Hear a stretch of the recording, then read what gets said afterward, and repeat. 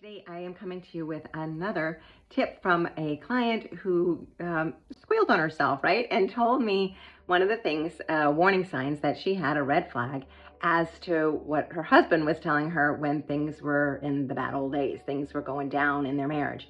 He very vulnerably shared that what he wanted was for her to greet him at the door with a hug or just a hello, a kiss, anything, but to greet her in a way that he felt welcome, right? Like she had missed him. And so very often we get so busy. Girls, I totally understand. We're so busy with kids. We're exhausted by the time our husbands come home, and there's just not much left, right? And all we often want to do is hand off the baby and maybe just go sit in a chair for a minute and have nobody touch us because we're touched out. I remember those days. And it's a glorious, glorious thing. Raising children, being a mama is the best blessing I ever had. And yet there are times when we are very tired. And nobody ever told me that I needed to get my own oxygen mask on first. And I needed to do self-care. I needed to manage myself. But it's so interesting that my client's husband really was being very vulnerable, sharing his heart that he really wanted to matter. He wanted her to miss him a little bit. And so it was pretty vulnerable for him to say, I just would love for you to send me off in the morning and greet me at night with a hug and a kiss. And why is it that our husbands tend to be they're not the last thing on the priority list. Honestly, we are. We put ourselves as the last thing on our priority list. And then we have nothing left for them either, because we have to, it's like going to the well. I talk about this with my clients. It's going to the well. We have to go and refill that bucket of water, like that bucket of resilience, in order to be able to keep giving. We can't give from an empty cup, an empty bucket. And yet we give all day long, everywhere. We give to our friends, our family, anybody, way more easily than we give to ourselves.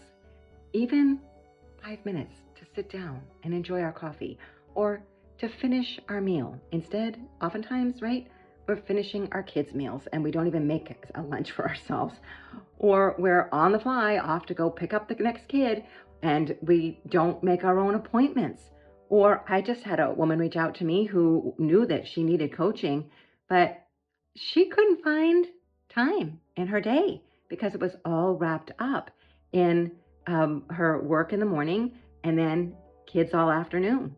And so she wanted me to work nights or weekends. And it's like, nope, that's an I can't for me. If my husband's home, that's priority time. So that was a clear I can't for me, right? But why is it that we can't give ourselves an hour? I'll bet. Like, I wonder, does she get her hair done? Right? Do we let ourselves do that? Do we let ourselves go and maybe get our nails done or go to the doctor's? Self-care is essential. And if you've missed my videos about self-care, there's a whole playlist on that. So I'll put the link down in the notes. But you really want to make sure that you are doing self-care, going to the well. It is not selfish. It is essential. When I see husbands saying that they are feeling like their wife has nothing left for them and they're feeling neglected, it really is very often because we're not taking care of ourselves. And ladies, it's not his job to make us happy. Trust me, we all want it. I know, me too, but it isn't their job. That they don't know, oftentimes, they have no clue what we really want because we don't know really what we want. But if we start expressing desires, you'll be surprised, then they start doing it.